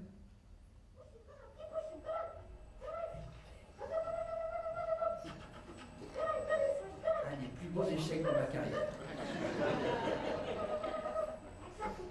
Impossible, ce rat qui marchait incroyablement bien n'arrivait pas à initier la marche vers l'avant. Et en fait, on avait oublié l'arme la plus puissante de Suisse, le chocolat fin. La motivation du rat, avec cet entraînement, au bout de quelques semaines, l'animal se met à faire les premiers pas, c'est très dur, mais éventuellement, cet animal qui devrait être complètement paralysé, maintenant tient debout, et quand il le décide, se met à initier la marche pour sprinter vers la récompense. C'est vraiment la toute première fois où on voyait la récupération d'une marche volontaire cette fois, où l'animal vraiment soutient l'ensemble de son poids corporel.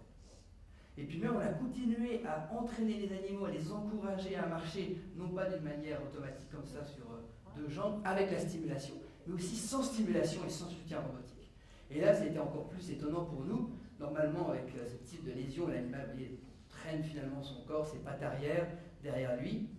Avec cet entraînement, au bout de quelques mois, l'animal est loin d'être guéri, et vous voyez qu'il est capable de marcher maintenant en soutenant son poids. Et ça, vous allez me dire, comment est-ce possible? Quels sont les mécanismes sous-jacents? Alors, on a déployé beaucoup de science pour vraiment montrer les choses d'une manière objective. Alors, ce qu'on a fait, c'est qu'on a réussi à rendre la moelle épinière et le cerveau complètement transparents, de sorte à pouvoir visualiser l'ensemble du système nerveux central. Et puis on a un nouveau type de microscope qui va en fait, ça s'appelle un light chip microscope. En gros, il y a différents lasers qui vont envoyer une feuille de lumière qui va passer à travers l'ensemble de ce spécimen. Et puis on va labelliser les voies qui viennent du cerveau vers la moelle épinière grâce à des transferts de gènes, de sorte à avoir ce type d'image. Là, c'est un animal qui est sain, mais vous voyez maintenant l'ensemble des voies nerveuses. C'est pas une reconstruction, c'est une vraie image qui prend 15 minutes d'acquisition. On voit les voies qui viennent du cerveau, dans le tronc cérébral, et puis toutes ces voies qui vont descendre vers la moelle épinière et qui vont être interrompues par la lésion. Et grâce à ce type d'approche, on peut vraiment montrer ce qui se passe. Et ce dont on s'est aperçu, c'est que cet entraînement locomoteur, extrêmement actif, avec cet état hautement fonctionnel de la moelle épinière sous la lésion, va encourager le cerveau à créer des voies alternatives en fait, de communication. Au niveau du tronc cérébral, c'est là où on a l'ensemble en fait, de nos systèmes locomoteurs. Donc, le cortex moteur, le cortex cérébral, va passer à travers ces circuits qui, eux, vont avoir toujours des fibres épargnées, qui sont localisées un petit peu partout autour de notre moelle épinière. Et il y a toutes ces fibres qui arrivent, qui percutent là la lésion, mais il y en a quelques-unes qui vont passer, s'échapper, et c'est celles-ci qui vont en fait pousser au sein de la moelle épinière pour reconnecter fonctionnellement le cerveau avec cette région exécutive de la moelle épinière au niveau de lombaire. C'était vraiment la démonstration importante que non seulement la stimulation rétablit la fonctionnalité de la moelle épinière, mais aussi on a une récupération neurologique grâce à une repousse des nerfs. Donc là j'étais très content, je me suis dit passons aux essais cliniques. Voilà. Il y a beaucoup de challenges, vous imaginez, pour passer de l'environnement sophistiqué du laboratoire sur le rongeur aux patients humains. Et là je me suis dit quels sont finalement les ingrédients du succès. Bon, les ingrédients du succès, pour moi, c'était toute mon équipe, des jeunes ingénieurs, physiothérapeutes, neurobiologistes, etc., qui avaient finalement réussi ensemble ce qui aurait été impossible par la somme de chaque individu. Donc il devenait essentiel pour moi de trouver un environnement pour reproduire cette synergie à l'échelle humaine. Et là, j'ai eu beaucoup de chance de rencontrer quelqu'un que vous connaissez peut-être, je ne sais pas si vous l'avez déjà vu, il s'appelle Pierre Magistriti, qui à l'époque était président de la Fondation internationale de recherche en paraplégie, qui m'a dit Grégoire, tu dois absolument venir à l'école polytechnique fédérale à Lausanne. Et là, je me suis retrouvé un jour avec Patrick Abicher, le président, qui me disait regardez, on a tous les chercheurs qui font déjà de la recherche en neuroprothèse.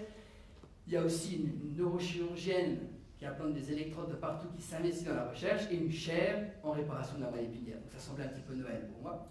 Je pense que j'ai mis un mois à venir avec toute mon équipe de Zurich jusqu'à Lausanne pour finalement commencer ces études. Sur l'homme directement. Je vous ai dit qu'on stimule la moelle épinière de manière spatio-temporelle. Ça va très très vite et c'est adapté en temps réel sur la base des mouvements qui sont exécutés par les animaux. Ça veut dire que si on veut faire ça sur des patients humains, il faut avoir le type de stimulateur qui va permettre de contrôler les stimulations de la moelle épinière humaine sans fil et en temps réel, ce qui n'existe pas. Bon, maintenant, il y a plein de compagnies, par exemple comme Medtronic, qui ont inventé des pacemakers pour le cœur, qui font des stimulations pour la stimulation cérébrale profonde, qui ont des choses cachées dans les tiroirs. Après avoir fait des pieds et des mains, je me suis retrouvé à Minneapolis pour faire une petite présentation, qui m'ont reçu très bien, un petit salon feutré, etc.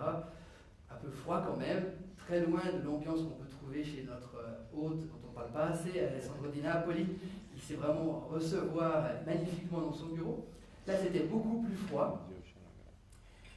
Mais à chaque slide, comme ça, il me pose une question, j'avais la slide après pour répondre, etc. Ça s'est très bien passé. Au bout d'un moment, l'ingénieur en chef dit bon, je pense que c'est le moment de to go for the deep dive, passons pour le grand plongeon. Et donc là, on est passé de l'environnement sophistiqué, de feutré comme ça, les fauteuils en cuir, en fait, au laboratoire en sous-sol. Aucune vitre, rien du tout, très vieux.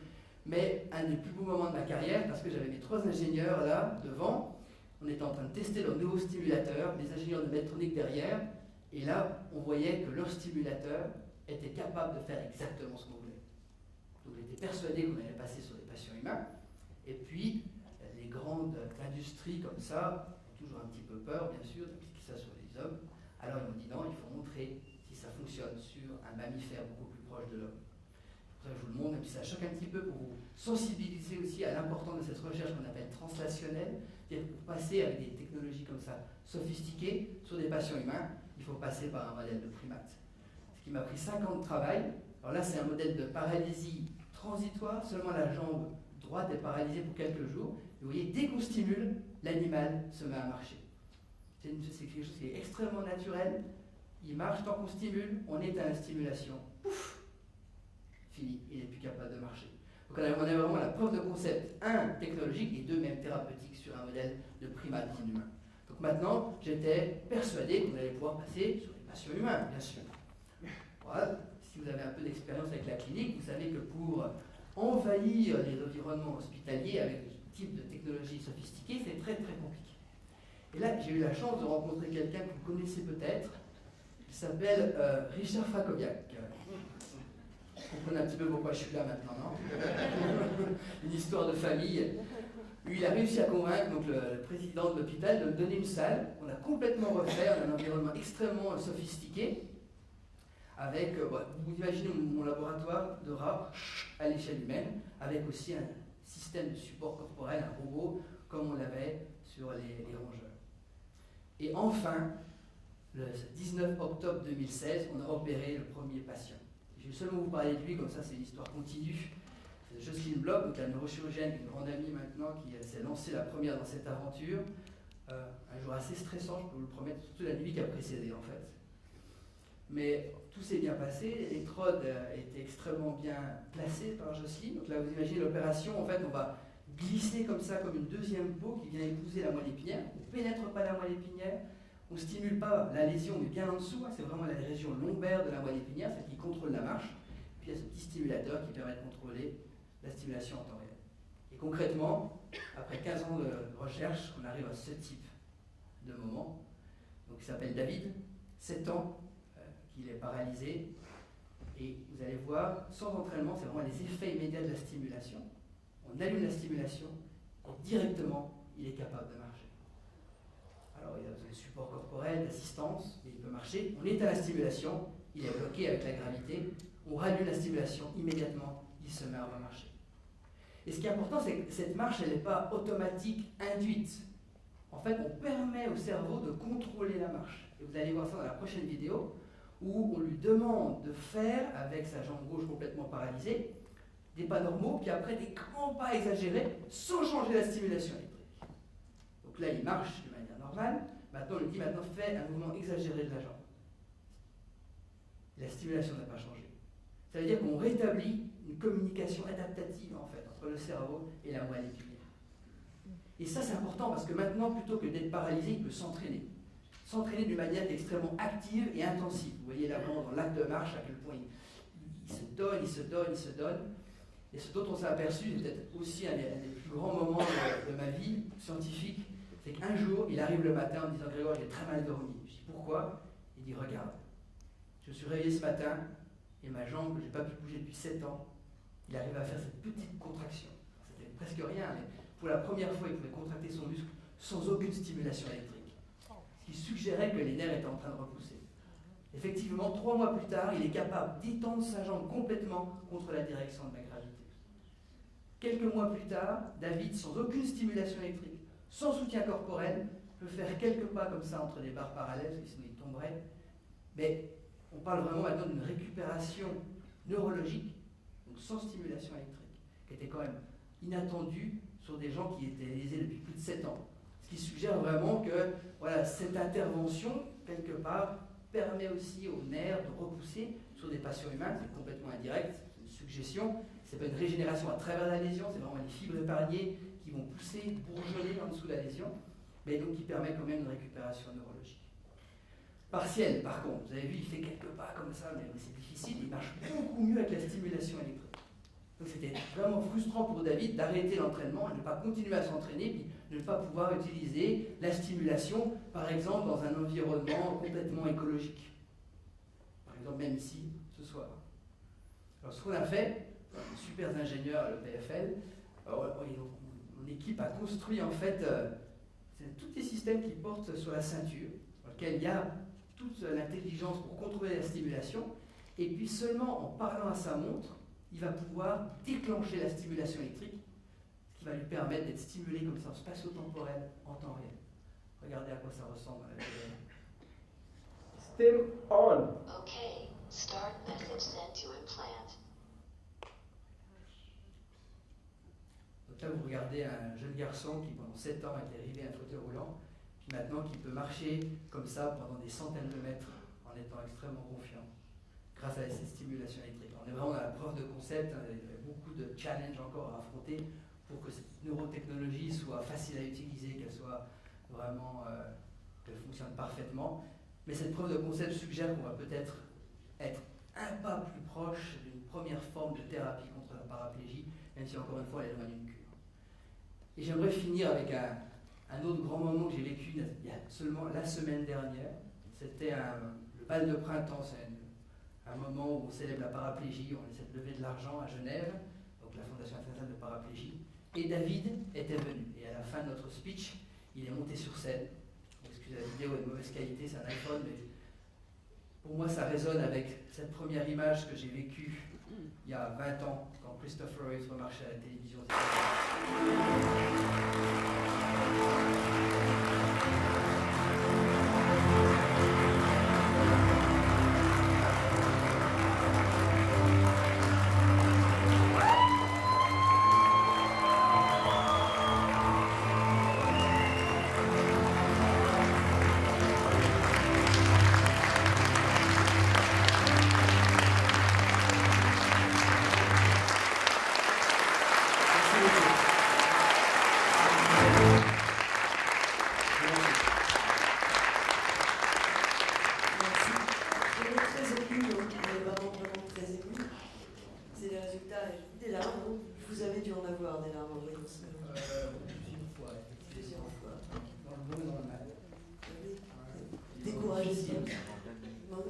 Vous les évoquez courageusement, c'est un moment où vous n'y croyez plus et pourtant vous continuez, vous faites de belles rencontres, elles sont là et bravo. Bon, on va quand même poser des questions, même si on a juste envie de se dire que voilà, face à des choses comme ça. Pardon ? 7 patients qui sont en cours de...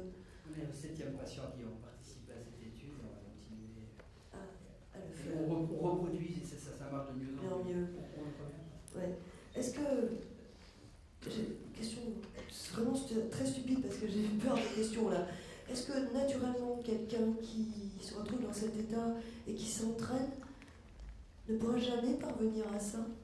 Alors, parce qu'avec ce que vous... Voilà, fibre résiduelle, c'est un peu la question que je me posais. Un entraînement très très répété.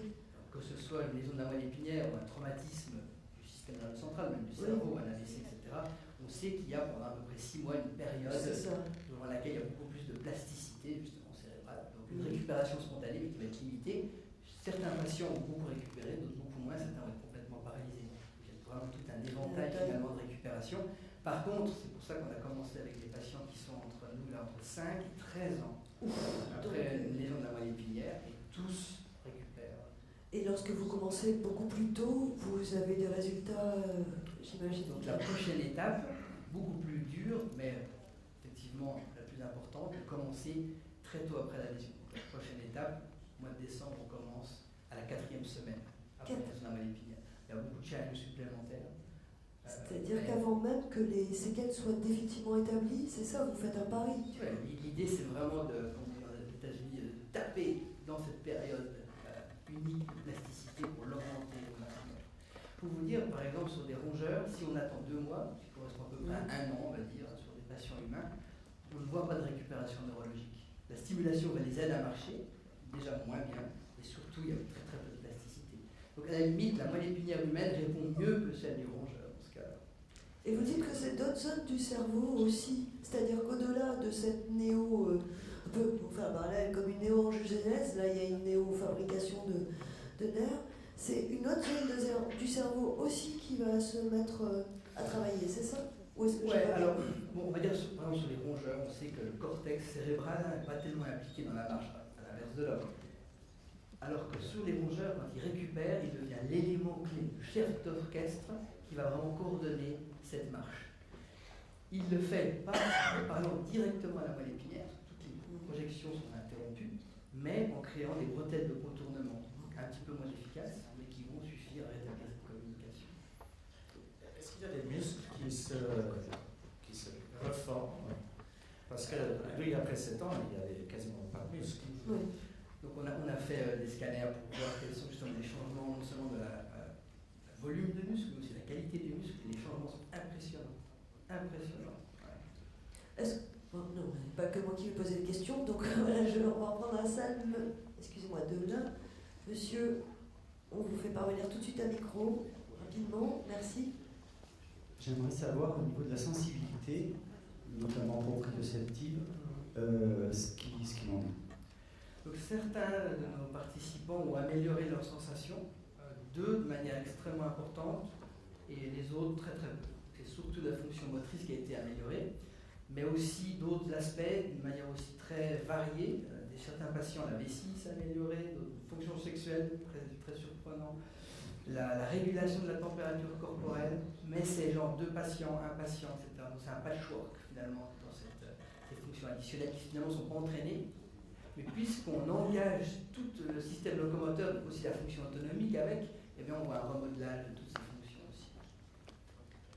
Oui, et juste avant que ça arrive, est-ce que vous travaillez sur d'autres...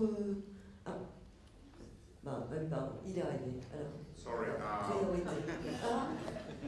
it's an excellent talk. I was just curious if during the stimulation, electric stimulation, you add anything else to you add any nervous growth factors or other things to synergistically act with this, or it's just straight out?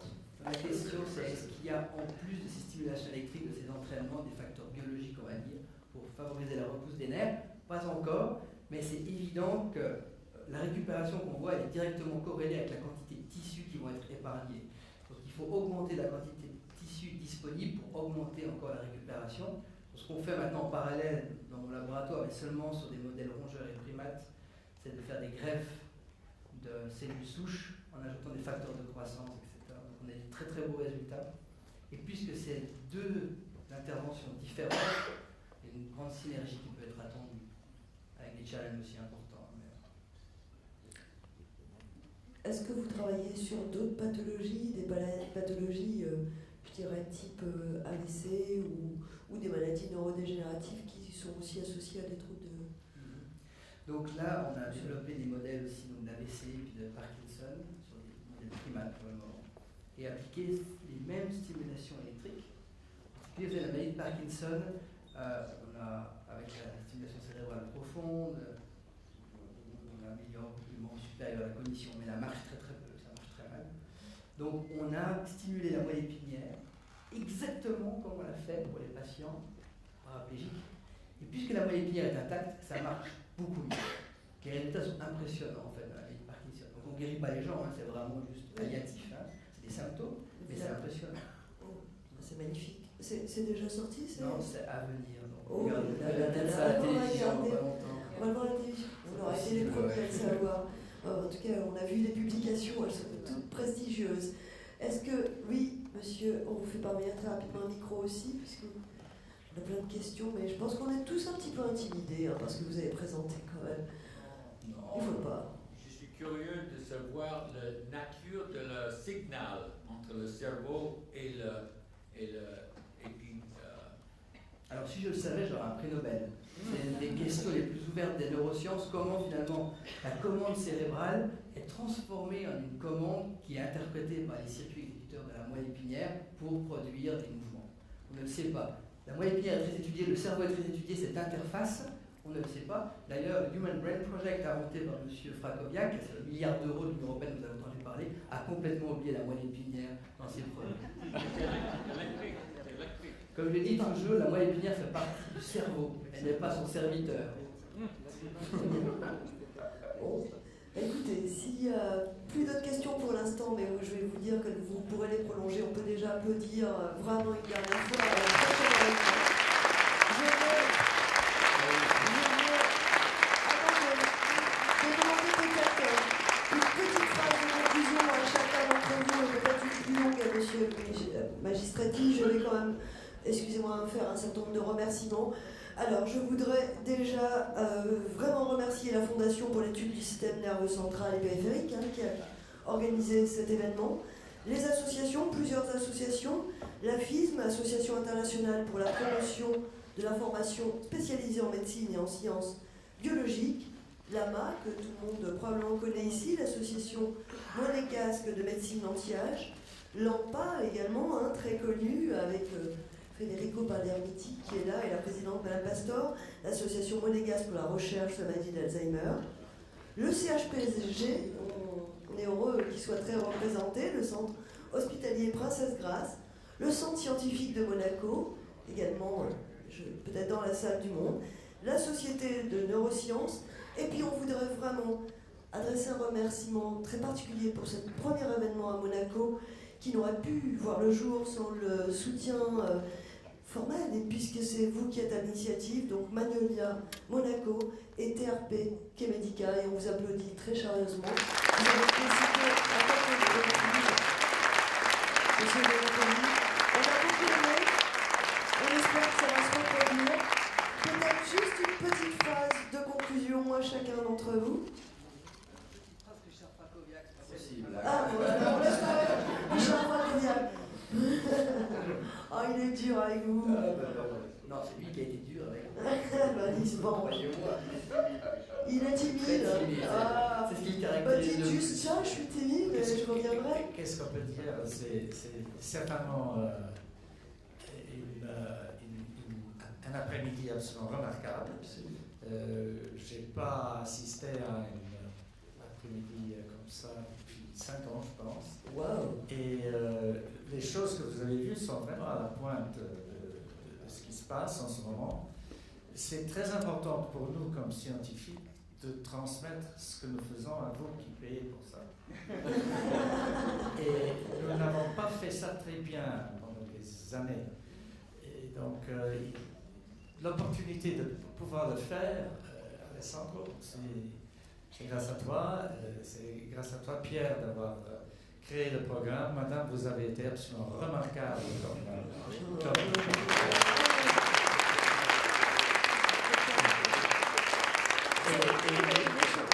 et je trouve que les autres orateurs n'étaient pas si mauvais.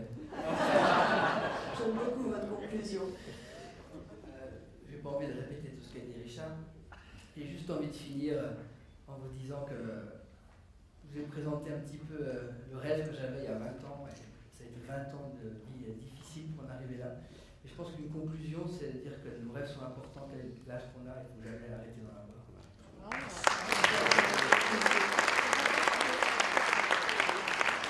Je remercie aussi tous les remerciements et les félicitations, et j'ai passé un excellent moment, c'était vraiment un grand plaisir.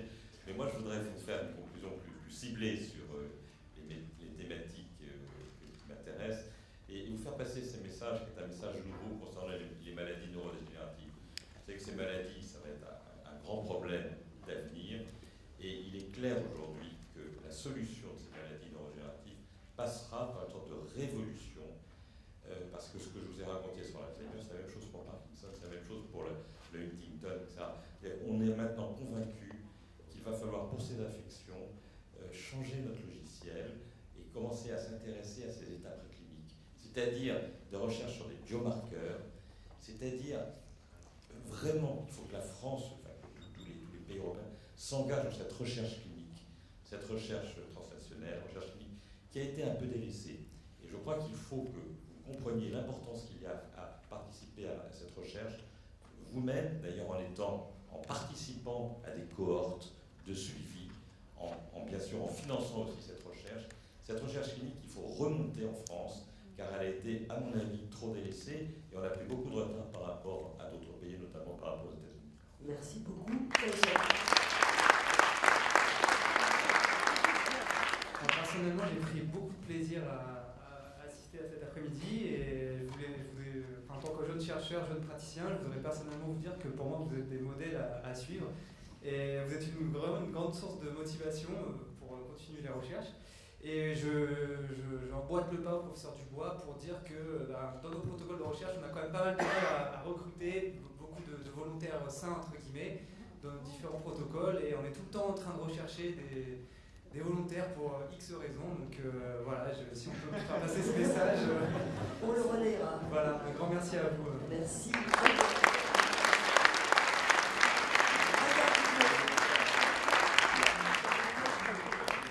Bon, moi je pense que cet après-midi nous donne quand même la conviction que il faut parfois miser sur l'impossible pour que le possible s'ouvre. Et que, au fond, l'exposé final montre l'importance de rêver, hein, et que les rêves peuvent s'accomplir parfois. J'avais des notes sous mes yeux parce que je pense que cet après-midi objecte quelque chose à Sganarelle dans Don Juan de Molière. Et je pense qu'il s'est passé là une rupture par rapport au Don Juan de Molière. Il dit: mon raisonnement est qu'il y a quelque chose d'admirable dans l'homme. Ok, ça je pense qu'on peut être d'accord. Quoi que vous puissiez dire, que tous les savants ne sauraient expliquer. Dit Sganarelle, Don Juan, acte 3, scène 1. Peut-être qu'on peut quand même en expliquer quelques-unes. Et ensuite, Sganarelle continue: n'est-il pas merveilleux que me voilà ici et que j'ai quelque chose dans la tête qui pense 100 choses différentes en un moment et qui fait que mon corps fait tout ce qu'elle veut. C'est tout ce que veut cette chose. Et là, on voit effectivement que là, par contre, Sganarelle ne se trompe pas. Donc, je propose que l'homme cérébral va, au fond, ouvrir un champ qui, peut-être, entre en dialectique avec le pessimisme de Molière sur les savants.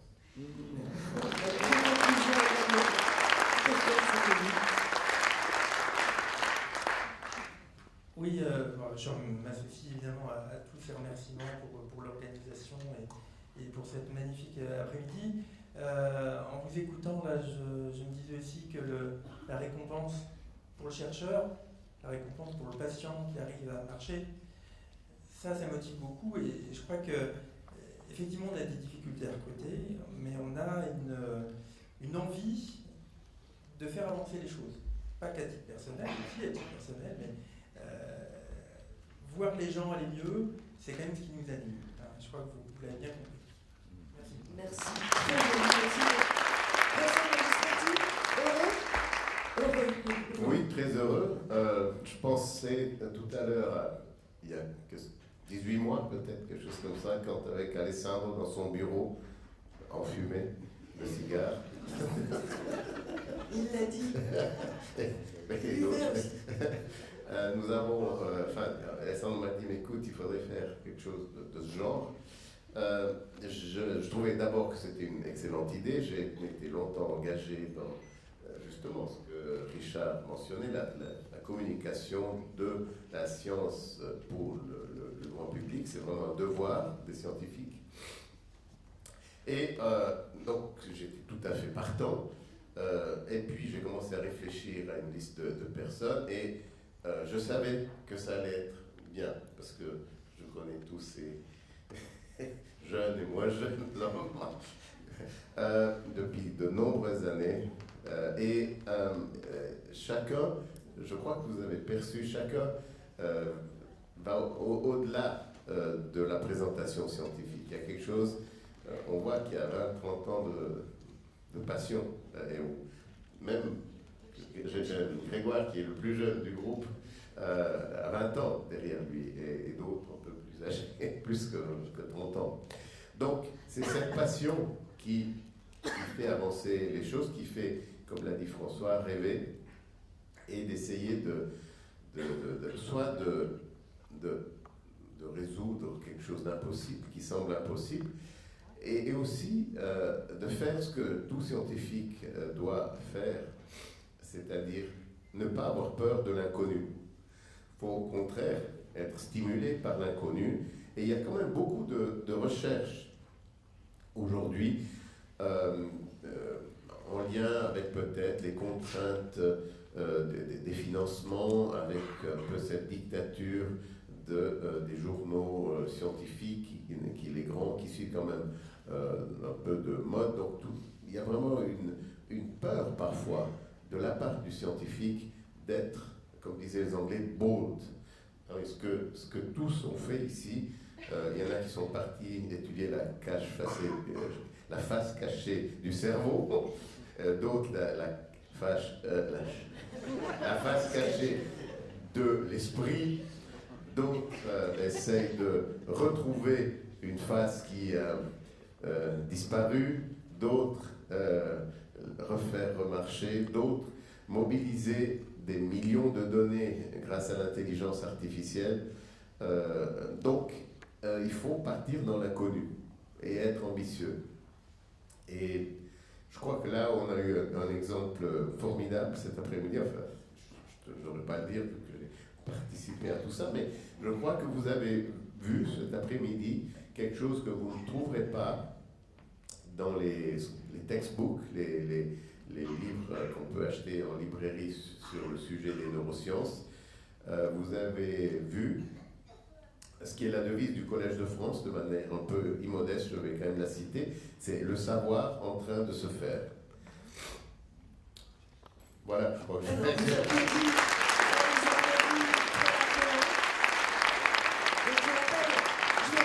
signalé qu'un cocktail est offert par Manuela Monaco et le gouvernement princier à l'espace Indigo, qu'un certain nombre de vos ouvrages, parce que vous avez écrit beaucoup d'ouvrages, sont à disposition du public et pourront être signés, donc c'est une chance.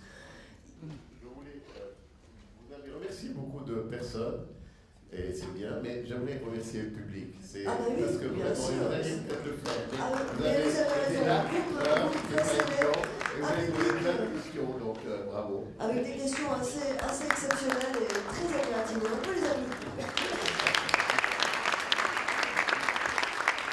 Et nous avons exactement Monsieur Napoli, peut-être un mot? Non? Alors on se retrouve, alors on va pouvoir prolonger ces échanges autour de cocktails qui ont été offerts, vous allez pouvoir, et on dit aussi bravo aux organisateurs qui ont été d'organisation hors pair. Merci beaucoup.